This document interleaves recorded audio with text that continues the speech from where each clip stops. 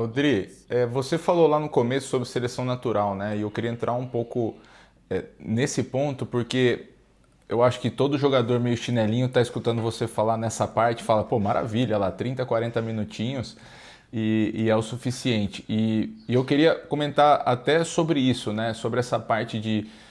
eu vi uma série num time de futebol americano universitário dos Estados Unidos, da Flórida, e mostrava as sessões de treinamento deles quando chegou um técnico naquele esquema meio militar, e os caras iam pra academia.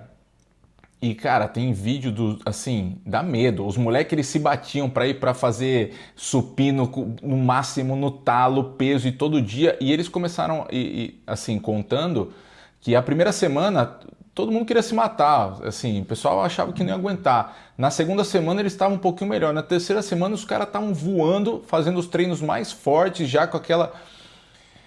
Resumindo, a gente fala hoje muito do treinamento da microdose, né? Microdose de treinamento. Todo dia você vai, faz um pouquinho, ou quase todo dia você faz um pouco para o seu corpo. E tem linhas de treinamento que é aquela coisa assim, cara, você vai e se arrebenta, aí no outro dia você se arrebenta, depois do dia você descansa um pouco e tal. E eu vi já resultados nas duas frentes. Por exemplo, os americanos, né? Os americanos são sempre fortes, rápidos, e os caras treinam, pelo menos quando eu estava começando, 18, 19 anos, o aquecimento dos caras na academia era mais forte que o meu treino na academia. E não é brincadeira, é verdade. A primeira vez Eu que eu já fui fazer vi. um supino lá nos Estados Unidos, o cara botou, sei lá, era 30 de cada lado, eu fazia 30, 3 repetições, ele falou, beleza, vamos fazer 15 aí para aquecer. Nossa. Falei, não, como assim? Eu não. Não, é sério, é esse nível. Só que depois de 2 semanas você está parecendo um animal. O que eu quero saber para você, você acha que as duas linhas precisam se conectar de treinamento? Até porque quando a gente fala de um atleta jovem, eu acho que o sofrimento a partir do treinamento faz uma coisa que às vezes pode até danificar um pouco o seu corpo, mas está fortalecendo muito a sua cabeça. Como você aguenta, né, esses momentos de dificuldade, que é a vida do atleta, ela será isso. Então, como você, como um chefe de performance, lógico, você lida mais com profissionais que já passaram essa fase, mas como você iria atuar para um menino, por exemplo, o filho desse meu primo, se ele, pô, um dia você fala, cara, esse moleque, ele tá meio preguiçoso, eu preciso dar um baque nele porque ele precisa fortalecer a cabeça dele, ele precisa se acostumar a treinar mais forte. Como você vê essas linhas de treinamento? Como você atua com isso, né? De levar ao limite e às vezes fazer só uma microdose ali tranquila. Primeiro que eu acho que elas se conectam e elas devem se conectar. Só a gente precisa saber quando utilizar cada linha, né? Qual é o momento que eu vou usar microdoses e elas vão me sustentar ao longo da temporada. E normalmente a microdose é durante a temporada, porque eu estou tendo jogos 2 vezes na semana, 3 vezes na semana jogos, e eu preciso saber que o meu treino de força não pode provocar e gerar aquelas dores musculares tardias de 48, 72 horas. Eu não posso ter meu atleta 2 dias depois cheio de dor muscular. Por isso que a gente usa a microdose. Mesmo sendo um atleta jovem, você acha?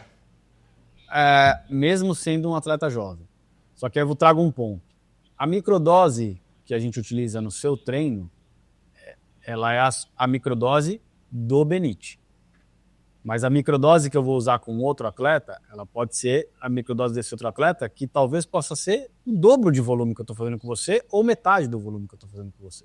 Tá. Então eu preciso treinar o meu atleta até ele se adaptar a sustentar certos tipos de treino. Vou te dar um exemplo aqui. Um atleta que eu trabalhei muito tempo como head de performance e de futebol. Quando eu comecei a trabalhar com esse atleta, ele tinha muitas lesões musculares e tal. E eu falei, cara, começamos a lapidar, começamos a ajustar. Resumo da ópera. No dia seguinte do jogo, jogou 90 minutos, mais acréscimos e tal. Beleza, vem cá. Força. Nossa, tá maluco? Força. 150 quilos no agachamento, 3 séries de 4 repetições. Força. Depois do jogo. No dia seguinte do jogo. Dia seguinte, jogou 4 da tarde, dia seguinte, meio-dia, a gente tava lá. Força. Treino de pancada. força. Dá um Força exemplo máxima. do treino em si. Quantas repetições? Agachamento, back squat, 3 séries de 4 repetições. com 150% do peso do corpo dele. Então ele pesava 80, a gente estava falando de 120 quilos.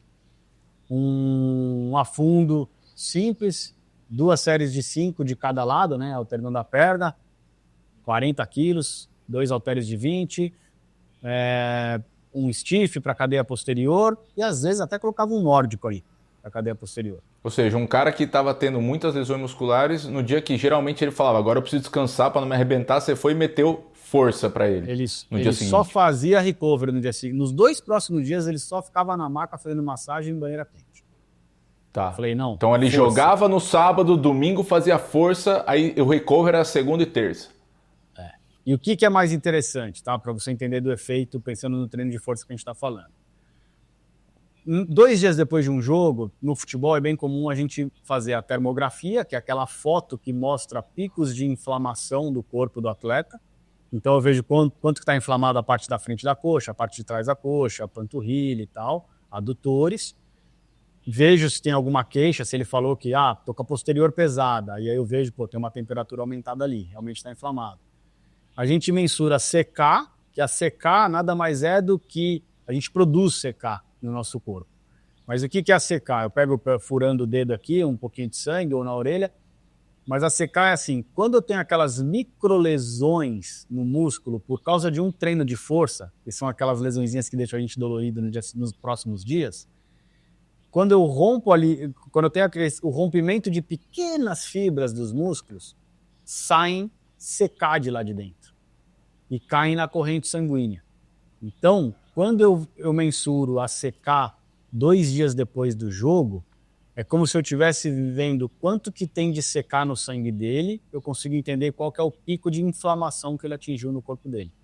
Porque se ele teve vários rompimentos de fibras musculares naquela partida, que gerou um estresse muito grande, eu consigo entender quanto que custou, pensando, ele tem um normal de 1000 de CK 2 dias depois. Aí chega lá num jogo que, jogou pra caramba, foi pros acréscimos, não sei o quê, ou um jogo muito intenso, que ele teve que marcar muito, bateu 1.800. Opa, esse cara tá num pico de inflamação lá em cima.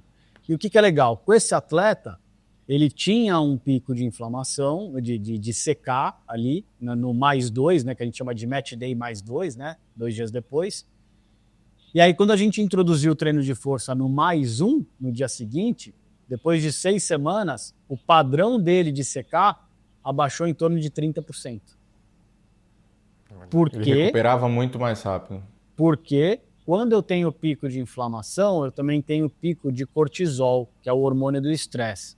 E o estresse pode ser, ele pode ser estresse mental, emocional, como ele pode ser um estresse muscular, tá? E quando eu entro com um estímulo de força no dia seguinte, eu estou trazendo testosterona, eu estou trazendo hormônios que não se ligam, que não combinam com cortisol. Então, se eu subo testosterona, por exemplo, meu cortisol tem que descer.